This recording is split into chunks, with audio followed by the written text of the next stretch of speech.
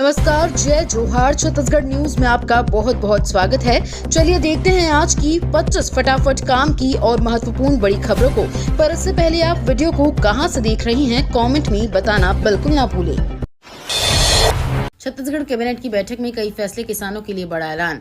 छत्तीसगढ़ की कैबिनेट ने बड़े फैसले किए हैं। छत्तीसगढ़ के मुख्यमंत्री विष्णुदेव साय की अध्यक्षता में कई बड़े फैसले लिए गए। कैबिनेट की बैठक में वित्त वर्ष 2024 से 25 के तृतीय अनुपूरक अनुमान को मंजूरी दी गई। विधानसभा में पेश करने के लिए छत्तीसगढ़ विनियोग विधेयक 2025 के प्रारूप को मंजूरी दी गई।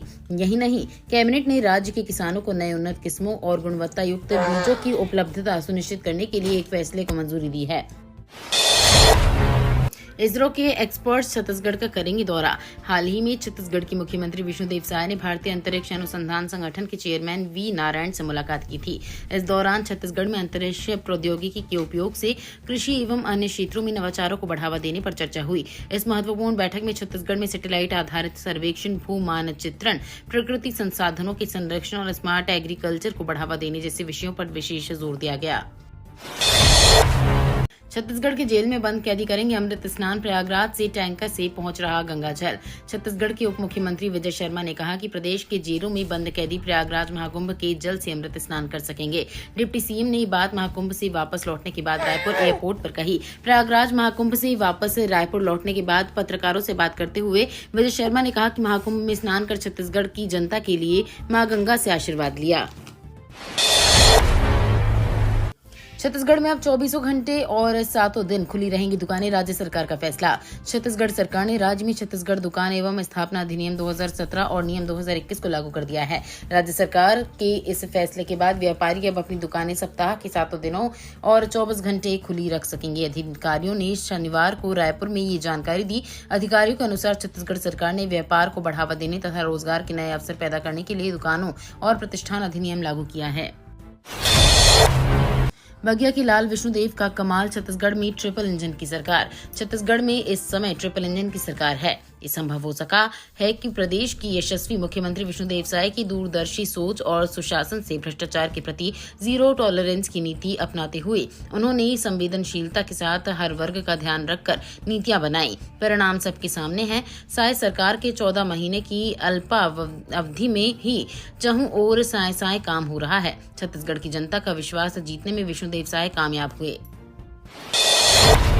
छत्तीसगढ़ में इन अधिकारियों का बढ़ा वेतन, सरकार ने दिया प्रमोशन। बजट सत्र से पहले विष्णुदेव साय की अध्यक्षता में कैबिनेट की बैठक की गई। बैठक मंत्रालय महानदी भवन में आयोजित की गई, जिसमें कई अहम प्रस्ताव पर चर्चा हुई है। साथ ही में इस बैठक में कई महत्वपूर्ण निर्णय लिए गए। मंत्री परिषद द्वारा राज्य के किसानों को नवीन उन्नत किस्मों और गुणवत्ता युक्त बीजों की उपलब्धता सुनिश्चित करने के लिए छत्तीसगढ़ राज्य भंडार क्रय नियम 2002 के नियम 4 में छूट प्रदत्त संस्थाओं की सूची में विस्तार करने का निर्णय लिया गया। ऊर्जा सम्मेलन 2025 में क्रीड़ा सीईओ ने बताया छत्तीसगढ़ राज्य का एनर्जी ट्रांजिशन का प्लान। तृतीय राष्ट्रीय सतत ऊर्जा सम्मेलन का राजधानी में आयोजन किया गया। ऊर्जा के क्षेत्र में छत्तीसगढ़ राज्य को बेहतर और अग्रणी बनाने के लिए एनर्जी ट्रांजिशन, विद्युत उत्पादन, पारेषण एवं वितरण के स्मार्ट तकनीक, ऊर्जा के क्षेत्र में अपनाए जा रहे बेहतरीन उपायों, निवेश, चुनौतियों एवं अवसर के बारे में चर्चा की गई। कार्यक्रम की शुरुआत संजीव कुमार कटियार, प्रबंध निदेशक, छत्तीसगढ़ राज्य विद्युत उत्पादन कंपनी लिमिटेड के स्वागत संबोधन से किया गया। छत्तीसगढ़ में ग्लोबल इन्वेस्टर समिट को लेकर वित्त मंत्री ओपी चौधरी का बयान। छत्तीसगढ़ में ग्लोबल इन्वेस्टर समिट के आयोजन को लेकर वित्त मंत्री ओपी चौधरी ने बड़ा बयान दिया है। बता दें, मध्य प्रदेश में इन दिनों GIS यानी ग्लोबल इन्वेस्टर समिट जारी है। छत्तीसगढ़ में भी GIS के आयोजन को लेकर मीडिया के सवाल पर उन्होंने कहा कि एक बड़ा इवेंट कर दें और एक्चुअल इन्वेस्टमेंट कुछ ना हो तो कोई फायदा नहीं है। इन्वेस्टमेंट आउटकम ओरिएंटेड होना ज्यादा जरूरी है। सरकार की कोशिश है कि अच्छी इन्वेस्ट आ जाए, इससे इकोनॉमी को बड़ा फायदा होगा। हस्तशिल्प कला बढ़ावा देने छत्तीसगढ़ हाट बाजार में बनेगा एकता मॉल।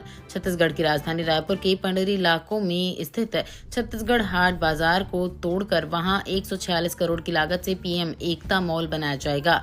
इस मॉल में देश के 28 राज्यों की हस्तशिल्प कला से जुड़ी वस्तुएं बिकेंगी। प्रत्येक राज्य का एक स्टॉल रहेगा और छत्तीसगढ़ के हर जिलों का भी अपना स्टॉल होगा, जिसमें उस जिले की प्रसिद्ध हस्तशिल्प कला की चीजें उपलब्ध रहेंगी। इस मॉल में 6 मंजिलें होंगी, जिसमें 200 सीट के 2 ऑडिटोरियम होंगे।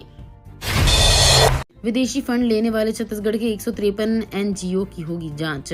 मुख्यमंत्री विष्णुदेव साय ने राज्य में विदेशी फंडिंग पा रही स्वयंसेवी संस्थाओं की जांच के आदेश दे दिए हैं। प्रदेश में 153 संस्थाएं विदेशी अंशदान विनिमय अधिनियम के अंतर्गत पंजीकृत हैं। इनमें से 52 ने रजिस्ट्रार फर्म्स एंड सोसाइटी में खुद को ईसाई समुदाय से जुड़ा हुआ बताया है।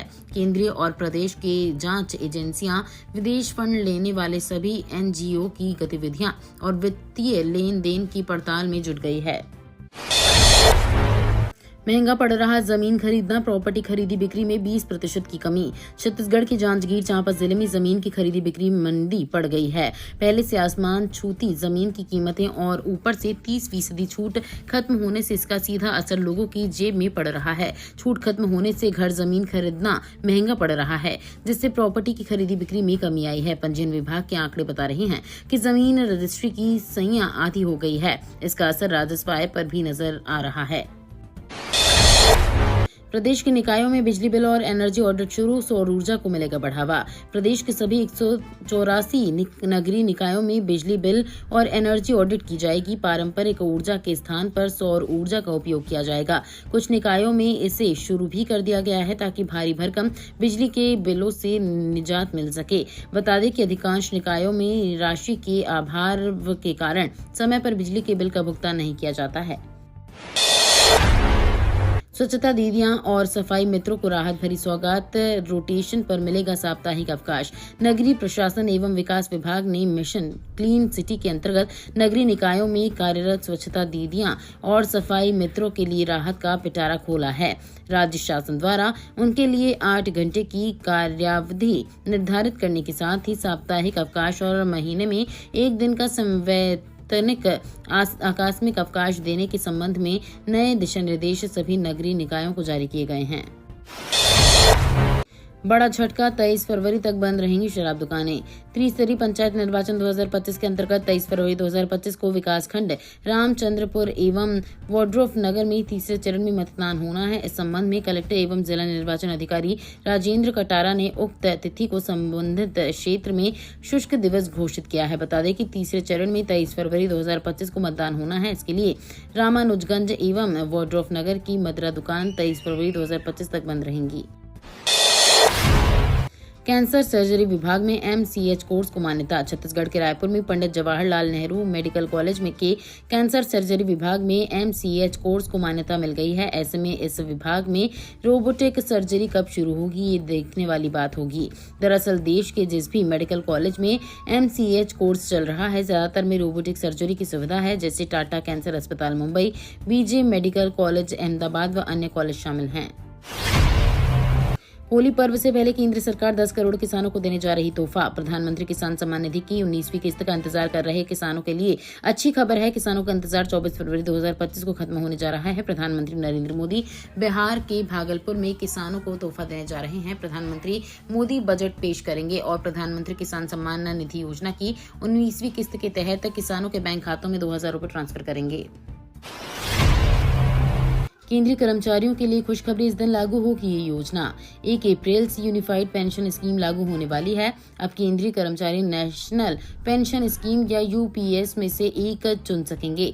UPS के तहत जिन कर्मचारियों ने 25 वर्ष तक नौकरी की है, उन्हें रिटायरमेंट से पहले के 12 महीनों में ही रही औसत बेसिक सैलरी का आधा पेंशन मिलेगा। वहीं 10 साल की सेवा के बाद रिटायरमेंट पर 10,000 प्रति माह मिलेगा। कर्मचारी के निधन के बाद पत्नी या पति को पारिवारिक पेंशन दी जाएगी।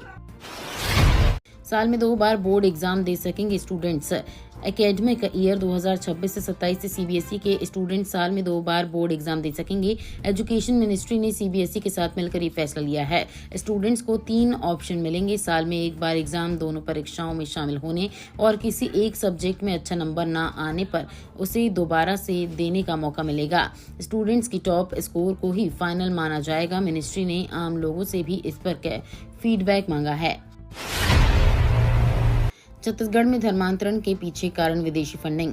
मुख्यमंत्री विष्णुदेव साय ने कहा कि कुछ एनजीओ से धर्मांतरण कराया जा रहा है। मुख्यमंत्री ने बताया कि कुछ संदिग्ध गैर सरकारी संगठन से इनपुट मिल रहे हैं जो हेल्थ और एजुकेशन के नाम पर विदेशी सहायता प्राप्त करते हैं, लेकिन उस पैसे का इस्तेमाल धर्मांतरण के लिए किया जा रहा है। उन्होंने राज्य, केंद्र सरकार और जांच एजेंसियों के माध्यम से ये जांच करने की बात कही कि पैसा कहां से आ रहा है और उसे किस तरीके से उपयोग किया जा रहा है।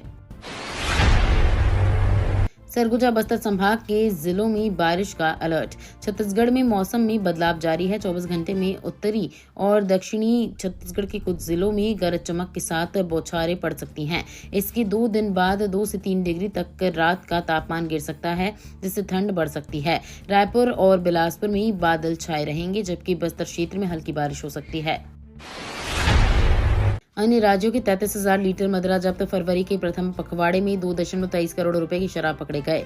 छत्तीसगढ़ के अन्य राज्यों से अवैध शराब खपाया जा रहा था। इस बीच आबकारी विभाग ने बड़ी कार्रवाई की है। प्रदेश में अन्य राज्यों के अलग अलग प्रकार के अवैध शराब बेचे जा रहे थे। प्रदेश के अलग अलग जिलों में खपाया जा रहा था। आबकारी विभाग ने बड़ी कार्रवाई करते हुए 2.23 करोड़ मूल्य की 33,000 लीटर मदिरा जब्त की है। इसके साथ ही 10 वाहन भी जब्त किए हैं।